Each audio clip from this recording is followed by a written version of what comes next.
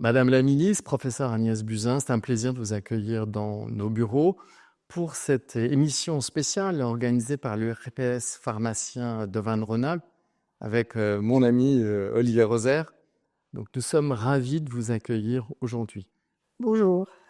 Alors, beaucoup de questions pour vous, parce que vous avez initié un tournant en profondeur de la profession des pharmaciens, en signant notamment le décret d'extension des compétences des pharmaciens pour la vaccination, en commençant par la vaccination pour la grippe. Est-ce que vous pouvez nous dire brièvement quel a été le rationnel? Qu'est-ce qui vous a conduit à faire cela? Il y a plusieurs constats. D'abord, le premier, c'est que les pharmaciens font partie des 3 professions médicales et que j'ai trouvé qu'ils avaient petit à petit perdu un peu cette fonction, médicale au profit d'une rémunération sur le nombre de boîtes de médicaments vendues et ça me gênait, notamment dans un paysage, de la santé français où la démographie est déclinante, la démographie des professions de santé et je trouvais qu'il fallait, rehausser cette dimension professionnelle médicale chez les pharmaciens. La deuxième raison, c'était que la vaccination antigrippale avait un taux de couverture très faible et que je trouvais que, le fait de devoir aller chez le médecin, d'avoir une ordonnance, d'aller chercher le produit, tout cela rajoutait des étapes à des Français qui sont déjà, voilà, peu enclins à aller chez le médecin pour des raisons, là encore, de démographie et je trouvais qu'on devait simplifier un peu le parcours, même si les infirmiers et infirmières également pouvaient, faire la vaccination. Mais l'idée était de déployer tout le panel des possibles et surtout, je trouvais que nous avions un manque, évidemment flagrant de prévention, de culture de santé publique et quoi de plus beau en prévention que la vaccination? Et je me disais qu'une profession médicale comme les pharmaciens pouvait jouer un rôle plein et entier dans les actions de prévention vis-à-vis d'une population. Donc tout ça m'a amené à commencer m'a amené à commencer par, proposer aux pharmaciens une expérimentation de réaliser la vaccination antigrippale en officine avec l'idée de le déployer très vite. Alors, vous avez été visionnaire, parce que heureusement qu'on a eu les pharmaciens pendant la pandémie de Covid. Mais si on revient 2 secondes sur la proposition sur la vaccination grippale, on a vu le succès de la vaccination dans les pharmacies, mais contrairement aux espérances, on n'a pas eu d'augmentation de la couverture vaccinale. Ça a été un peu un transfert de la vaccination des médecins vers les pharmaciens? Alors oui, c'est vrai que, contrairement à ce que je pensais, la couverture vaccinale antigrippale n'a pas progressé, autant qu'on l'espérait avec une facilitation du parcours. Cela dit, je pense qu'on n'en est qu'au début. Je pense quand même que la confiance dans la vaccination est revenue dans la population, on le voit bien et donc j'ai bon espoir que les pharmaciens vont s'emparer de plus en plus de cette fonction d'être des vecteurs de prévention et de santé publique et arriveront à convaincre de plus en plus, de leurs, clients, patients en l'occurrence, pour aller vers des vaccinations systématiques annuelles pour la grippe notamment, pour les personnes les plus vulnérables. Je pense que c'est le début. Alors, le fait que maintenant les pharmaciens puissent non seulement injecter les vaccins, mais les prescrire, ça devrait être un accélérateur, non? Ah oui, absolument, ça compte aussi. C'est-à-dire que, il faut qu'on facilite aujourd'hui vraiment le circuit, sachant que la démographie médicale va être très, très, très mauvaise pendant encore une dizaine d'années et donc il faut que tous les professionnels de santé s'emparent d'un certain nombre d'actes, qui peuvent être réalisés à leur niveau car ils en ont les compétences et grâce à cela, participent au maillage territorial.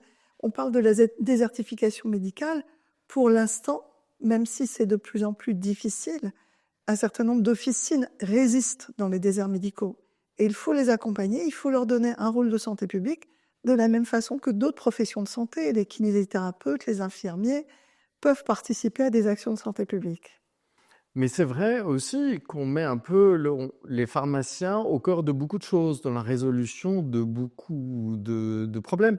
Il y a encore pas mal de contraintes administratives, Olivier, je crois, qui existent. La présidente de l'Ordre nous disait l'autre jour dans le colloque vaccination qu'on a monté qu'un étudiant en pharmacie avait le droit de vacciner pendant la semaine, mais s'il revenait le week-end, il n'a plus le droit. Oui, alors ça fait partie de toutes ces évolutions. Forcément, à un moment donné, il faudra remettre toutes les choses en ordre et en place. Mais je crois que l'idée générale, elle est là. Comme dit Madame la Ministre, on essaye de profiter des forces vives en présence sur les territoires. comme le sont les pharmaciens, comme le sont les infirmiers aussi, et de travailler avec eux sur ce qui peut être des solutions pour sauvegarder le système de santé. Le réglementaire a toujours du mal à suivre la pratique des territoires. Donc, je pense qu'il y aura une évolution positive là-dessus et que, en fait, le constat est fait qu'il y a quelques petites ambiguïtés, mais je suis persuadé qu'on le solutionnera rapidement. Agnès Buzyn, comment voyez-vous l'évolution du rôle de la pharmacie? Parce qu'on voit pas mal de choses. On parle de prévention, mais aussi dans certains cas, dans certains pays, la pharmacie est un lieu d'accueil de premier recours, voire parfois de premiers soins. Votre vision? Je pense que les pharmaciens peuvent faire un certain nombre d'actes médicaux. C'est ce que nous avions mis dans la loi de 2018. Je pense que c'est la loi de financement de la sécurité sociale de 2018 qui avait permis aux pharmaciens de prescrire des trodangines et des bandelettes urinaires pour la cystite, de façon justement à ce que ces pathologies excessivement fréquentes qui obligent un certain nombre de nos concitoyens à attendre un rendez-vous médical pour avoir une prescription antibiotique puissent bénéficier en fait d'un regard médicalisé et éventuellement d'une prescription adaptée qui est extrêmement normée, de façon à faciliter l'accès aux soins. Quand vous pensez qu'une femme atteinte d'une cystite doit attendre parfois 3 jours un rendez-vous médical, voire aller aux urgences, alors qu'il suffit de faire une bandelette urinaire pour lui prescrire un traitement minute, et puis il y a des procédures en cas de récidive, de les envoyer vers un laboratoire de biologie pour faire Oui, il y a des protocoles qui sont assez cadrés. Il y a des protocoles, c'est très cadré, c'est très normé, mais quel soulagement pour ces femmes. Et je regrette que nous ayons mis autant de barrières à justement ces prescriptions d'antibiotiques sur TROD en pharmacie, qui fait que ça ne se déploie pas encore largement. On a obligé, par exemple, les pharmaciens à être dans le cas d'une CPTS. On a beaucoup freiné cette évolution. Or, aujourd'hui, avec la désertification médicale et la difficulté d'accès aux soins, c'est une urgence que d'aider nos concitoyens à accéder à des soins de premier recours très bien normés et où les pharmaciens ont toute leur place. Alors, François, d'autant qu'en plus, il y a ces difficultés, cette résistance à la transformation chez les professionnels, mais pour autant, dès la grippe et aujourd'hui sur les nouvelles missions qu'on nous confie, les patients, eux, ils ne sont pas regardants sur qui veut. Ils veulent y une vont tout de réponse. suite. Ils y veulent une réponse. En fait, ils ont confiance dans le professionnel qui leur propose une solution. Donc, c'est vrai qu'il faut essayer d'avancer un peu plus rapidement pour répondre à ces besoins-là. Ce n'est pas tellement un besoin des pharmaciens, c'est un besoin de la population. Et en fait, l'objectif, c'est que nous, en pharmacie, on ait de moins en moins l'occasion de dire non, je ne peux pas vous rendre ce service-là, je ne peux pas apporter de solution. Donc c'est pour ça, ça va quand même dans le sens des gens, et ces gens-là n'ont pas d'a priori là-dessus. Oui, mais ça veut dire qu'on doit bouleverser l'organisation de la pharmacie. Parce que ces nouvelles missions, on a parlé de prévention, de diagnostic ou d'aide dans les déserts médicaux, dans les zones de sous-densité médicale, ça repose actuellement beaucoup sur les épaules du pharmacien. Donc ça veut dire un modèle économique plus compliqué, parce que plus de pharmaciens par officine, plus de charges économiques.